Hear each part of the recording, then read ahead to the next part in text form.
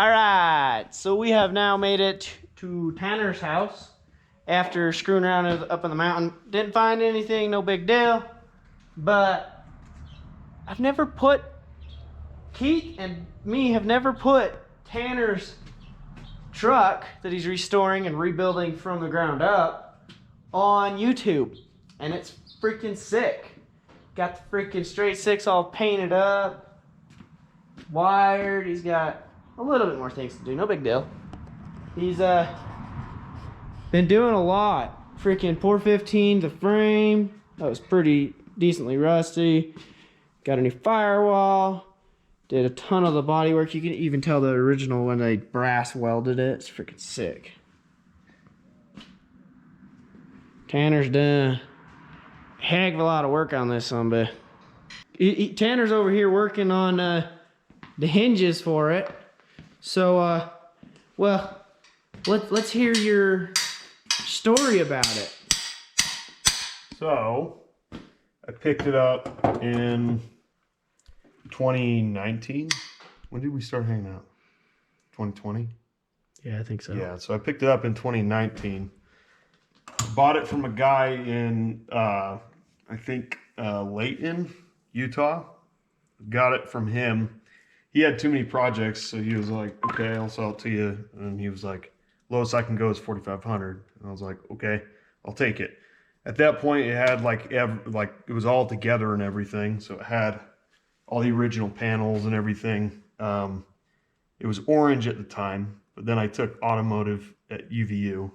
I took their auto body class, and so I started taking it apart. I wanted a bolt-off restoration, but I also wanted to turn it into a rock crawler later in life. So, but I wanted to get all the body work out of the way. So I stripped it down.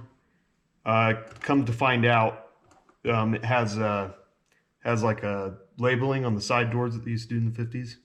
And so it said BYU physical plant. So it was BYU University's, like, I guess, maintenance truck for like sports and stuff. Oh, that's cool. Yeah. So it had like the original blue paint and everything like that. It was really cool. But anyways, so I kind of followed its trail, but it's only gone through like 3 or 4 owners. I'm the 4th, I think. But yeah, it's just been a bolt-off restoration for the past like 2 or 3 years, and I'm doing some custom stuff with it for now, just updating certain things like brakes, fuel system, and stuff like that. But later, I'm probably going to be axle swapping it so I can keep up with this guy. But yeah, anyways. Or surpass. Yeah. Until I buy it, build another Jeep. Maybe. Build another vehicle. At what price is the real question?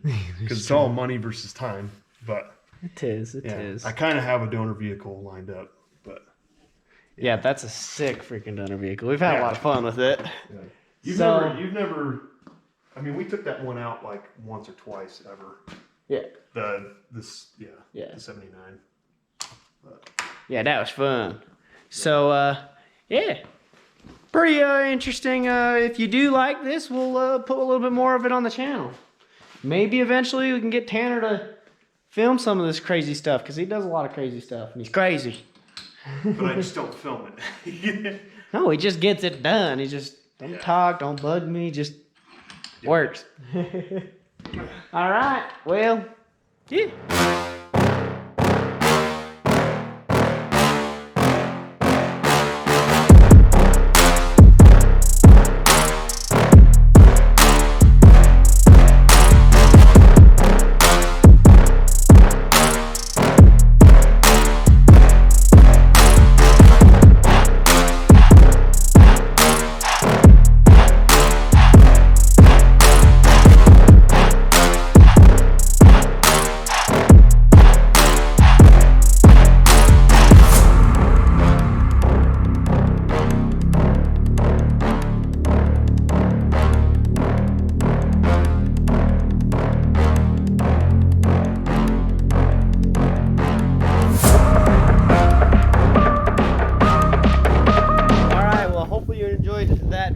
It's super windy. I'm trying to get out of the wind.